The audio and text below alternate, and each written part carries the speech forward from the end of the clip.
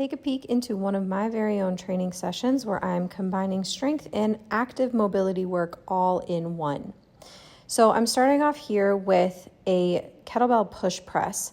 So I've already done my warm-up, which consisted of cars or controlled articular rotations and some general blood flow warm-up to the body, including some shoulder capsule work and some scapular work.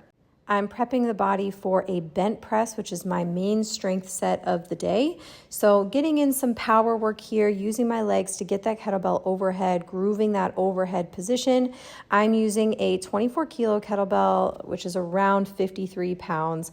I'm using my legs to power that kettlebell overhead, grooving that overhead position with the shoulders and the scapula, and catching that weight on the way down. I don't want to tire the tissues out too much, which is why I chose a push press and not a strict press or even a push press with an eccentrically focused descent. I'm just getting that weight up and then catching it on the way down. I'm hitting 3 quick sets of 5 reps on each side here. I can press this 24 kilo strict press, so it's really not too taxing for my upper body. I'm actually working towards a strict press with the 28 kilo, which is what I'll be using for my bent press today. So this will help get me to that strict press with that 28 kilo. So not taxing the body too much, making sure my breathing coordinates with my movement and feeling my scapula and shoulders work throughout the movement. So if you see from the back, you can really see how my scapula is elevating into that press, but not too much, and then depressing on the way down. That scapula is really, really integral with my bent press that I'll be working later after these sets of 3. Another element to this push press is that I'm transferring a lot of power from the lower body to the upper body, and those two pieces need to be working really well together for my bent press to go well.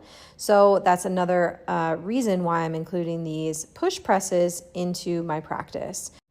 Okay, so next we're going to get to our bent press, and like I said before, I'm using the 28 kilo for these. I'm hitting 1 rep on each side so that I can really get the most efficient rep possible. So you'll see with this movement that I am combining a lot of mobility work with my strength training. This is a really taxing and difficult movement. It's a really good tool to help bring up your kettlebell strict press because it can help you get a heavier weight overhead basically by using your body weight as leverage to get that kettlebell overhead. So I'm basically lowering myself underneath that kettlebell in order to get that bell overhead. So there's a lot of pieces to the puzzle in the bent press. In order to get that kettlebell up, you have to combine a lot of hip mobility, spine rotation, scapular stability and mobility, shoulder rotation, and a lot of stability of the spine and the shoulders. So we're combining a lot of things into one with this. So this is not technically mobility work, but more of a mobility expression. So I'm expressing the mobility that I have in this range of motion. If I were just learning this movement, then we would put a lot more mobility work in building up to this movement pattern.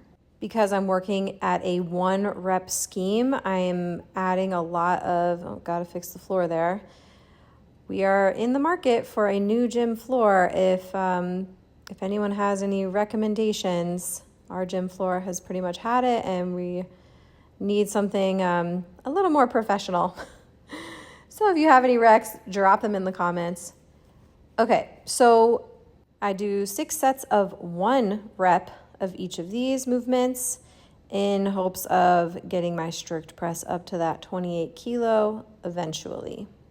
So this is just a great example of how mobility can help you to achieve greater strength milestones. I wouldn't have access to this movement and it would be hard for me to get that kettlebell overhead and just hold that overhead position if I didn't have the ability to express the mobility that I have in this bent press movement. Ooh. Okay. I didn't film all the sets, but you get the gist. 6 sets, 1 rep for these bent press.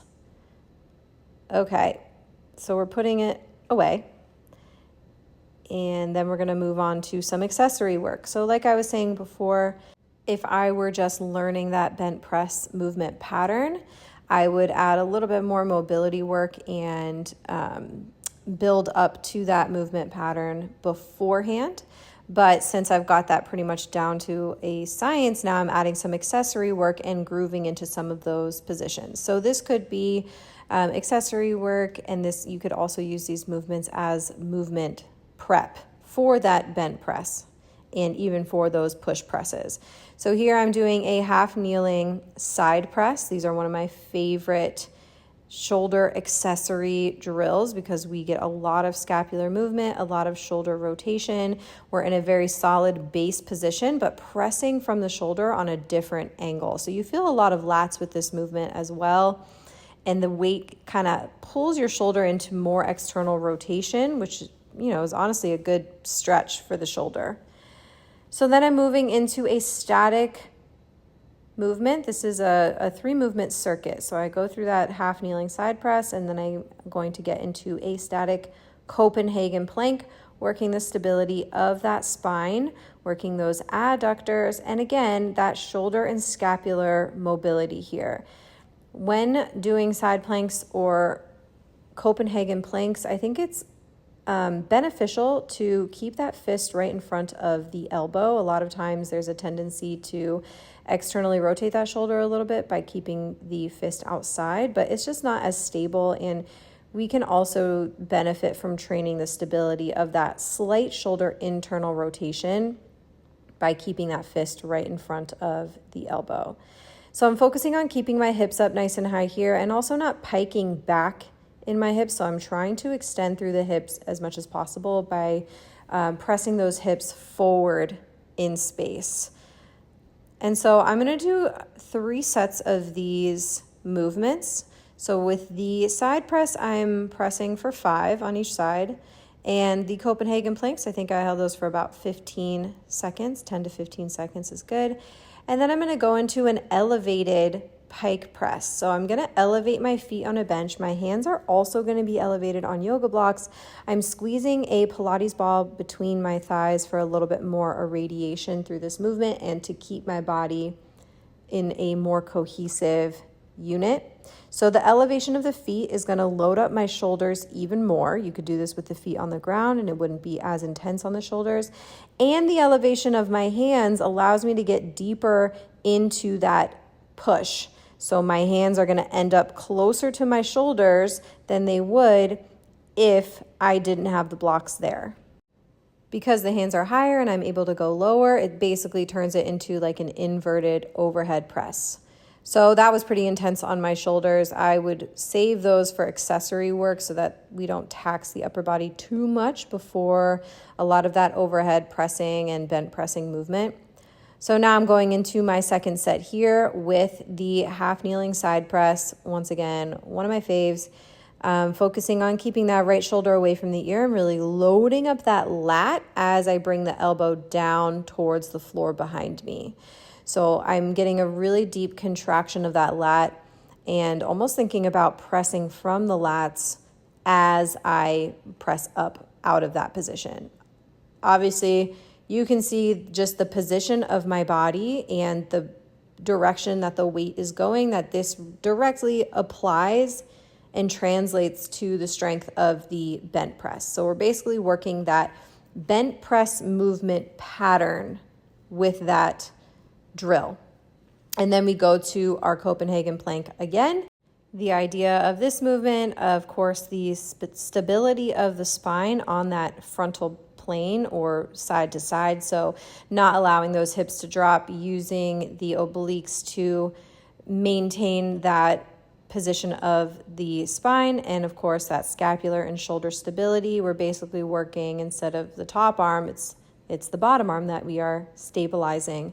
So just targeting those shoulder and scapular muscles from a different orientation and at a different angle. In any static movement or position like a Copenhagen plank, you always want to remind yourself to keep breathing and incorporating our abdominals in that deep breathing as well. So then we're going back to our elevated pike press. This is a pretty advanced movement. So there are many ways to regress this movement. You can, like I said before, keep your feet on the ground, place your hands on the floor instead of elevating your hands as well. And we can also push or lower yourself down to a yoga block instead of all the way down to the floor. So we can make the movement a little bit smaller. We can just hold a pike or downward dog position to also work the stabilization of the shoulders if that is appropriate for your level. But this is going to be a pretty advanced way of working an overhead press. And again, like I said, this is great as accessory work. We're just switching up the orientation of that press. Okay. Yep, looked like that one was pretty tough. So after a rest, we're going to get into that last third set of this accessory work. Oh, I literally almost dropped my water bottle. Okay, so back to the side press. I made a video of the breakdown of this movement, of course, since it's one of my favorites. So if you're interested in trying it, go back through some of my videos and you'll be able to find the breakdown of this movement. You can do this not only with a kettlebell, but with a dumbbell. It works, just as well, just feels a little bit different pressing a different weight up overhead. All right, speeding up through the rest of this set. Going to the left side.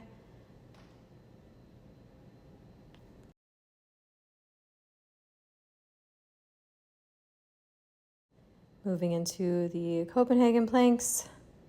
Needed a little breather there, a little self-pep talk. And we'll go into these one more time. Okay, she's ready. So I don't know if I have a video of this broken down, but maybe I will add it to the list. Let me know what you think. If you have more questions about the Copenhagen plank and how to do it more efficiently.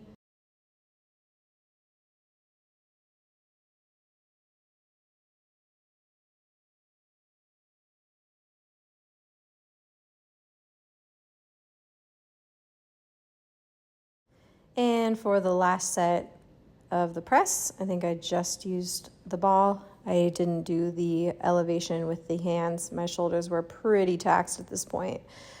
So this last third set, honestly, this whole third set could have been omitted. If I had taken the side press a little bit heavier and held the Copenhagen plank a little bit longer, I think I pushed the pike press a little bit more than the other exercises.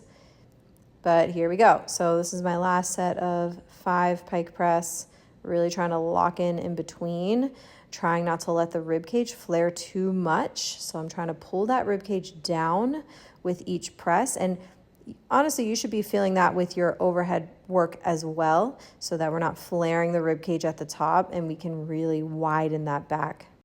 And that's the end. If you made it this far, thanks so much for following along. And if you found this helpful, like, share, and subscribe. And if you have any questions about this, drop them in the comments below. Let me know if you'd like to see more of my own training. Thanks so much. See you next time.